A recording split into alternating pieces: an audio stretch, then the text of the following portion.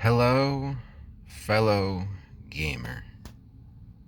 This video goes out to all of my fellow gaming addicts, all of the people who have been told you game too much, because we do. This message is, I think, meant to be a you're not alone message. Not only are you not alone, but it gets easier type of message. So, one thing I've been hearing more and more in our culture is this idea of young men who don't want to do anything but sit around and play video games. And as someone who is to some degree still that young man at 28, but very, very, very much was that young man at 20, and whose younger brother, who's someone very, very close to me, is still very much that person. Like, all he wants to do is to play video games. And I think it gets this stigma that that think it's just pure laziness. And I think that can even start to affect you as the person who all they want to do is sit around and play video games. And from my perspective, that's bullshit. When I started to analyze myself back in my 20s and ask myself the questions of why am I so hopelessly addicted to video games? Why can't I give them up? Why is it that it feels like if this was taken away from me, I wouldn't want to keep going? What is it about that? I got answers. I started thinking about sports. I started thinking about my youth and what I used to do as a kid. When I was growing up, I played multiple sports. I played baseball. I played football. I played basketball. I wrestled at one point. There was a lot of competition, a lot of continually practicing to improve myself to then go and compete with comrades. And that was something that video games were still giving me. And matter of fact, the more I looked at it, video games were one of the only sources of this camaraderie once I had gotten out of high school and once I was no longer playing organized sports anymore. And so it occurred to me that it didn't seem like the solution to my video game addiction was to get rid of the video games. It seemed like the addiction was there for a reason. And when I look at people who are closer to, like, my brother, who just, I'm surprised every day that I'm not getting a text saying you don't have a brother anymore. You know, I've grown up with a brother who doesn't want to live day in, day out. And me and him have talked about it quite a bit. The video games, to some extent, give him something that's worth living for. And I know that sounds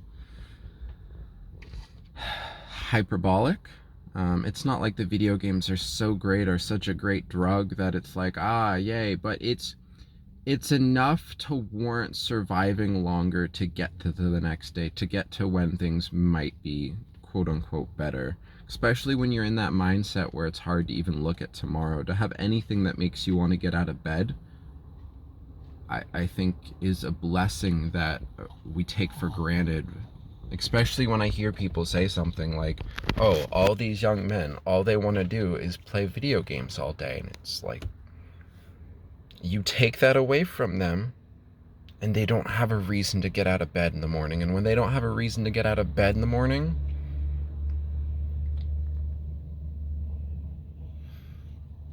I don't think I need to say what starts to happen then. When young men don't have a reason to get out of bed in the morning, taking their own lives might be step one, but that isn't where the logic stops.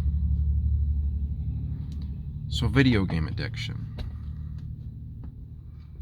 Once I came to the realization at around 20 that I was hopelessly addicted to video games, that my mother wasn't wrong, that I did play too many video games, and they were just absolutely taking over my life. They were, quote unquote, ruining my life. I started to think about what I could do about it without getting rid of the video games. So to give some examples, I've got this sweet little puppy right here. And when I used to play games, when I had first got him 6, 7 years ago, I would be ignoring him, and I would lose my mind. I'd get angry at him. I'd yell at him for barking because I couldn't focus on my video games. And I was able to, over time, use this as a growth mechanism. I was able to go, all right, I value being a good parent to my dog. I also want to be good at video games. Is there something that I can do that will improve not only my ability to play video games, my ability to focus on playing video games, but also improve my ability to interact with my dog and be able to treat him the way I want to treat him? Because I don't want to be like sitting there trying to make a play, trying to do something in the game, and then as soon as I die and finally have a chance to take my attention off the game, be snapping at my dog. Any more than any of us want to be yelling at our parents or yelling at our friends in the middle of a match.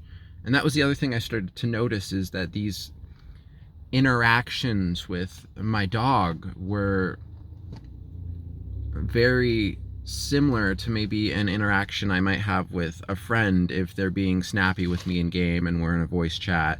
And I started to see that all these areas for growth that I was starting to notice in my game were areas for growth in real life too. And all of a sudden I started to notice that in the high pressure situations at work and in my work environments, I would be faced with the same sets of emotions and the same sets of struggles of having to overcome wanting to satisfy an emotion of anger and say something mean to a coworker versus living in service of who I am and what I value doing, and just doing my job to the best of my ability despite wanting to be angry and despite wanting to blow up. And that applied to my video gaming. There would be times where I was playing a fight and I needed to play to the best of my ability and not, just throw and play poor on purpose, because the emotions would make me want to do that.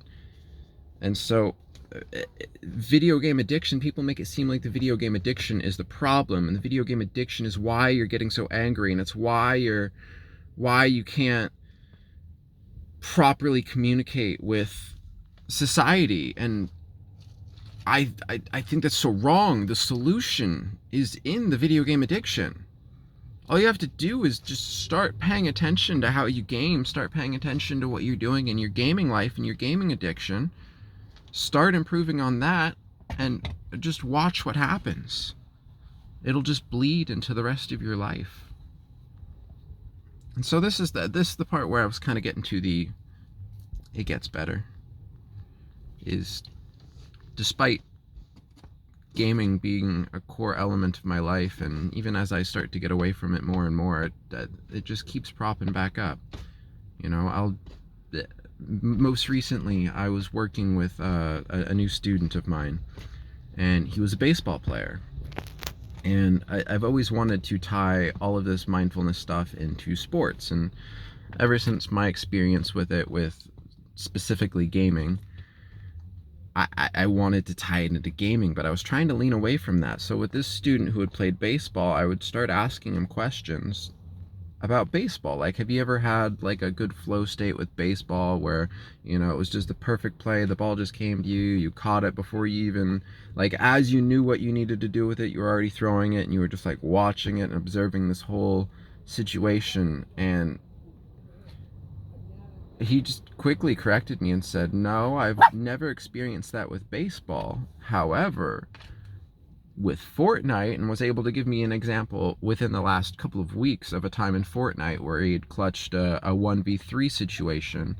And I'm finding more and more with all of this flow state and this mindfulness stuff that is helping me improve and is helping me be the person I want to be, is that it applies so much to gaming that this preaching gaming addiction is a bad thing just seems inherently flawed to me, and it seems like gaming actually might be one of our solutions. That leaning into gaming, leaning into figuring out how to achieve peak performance in gaming, being the best you can be while you're gaming, and not demonizing the games themselves is going to be how we save this generation of young men.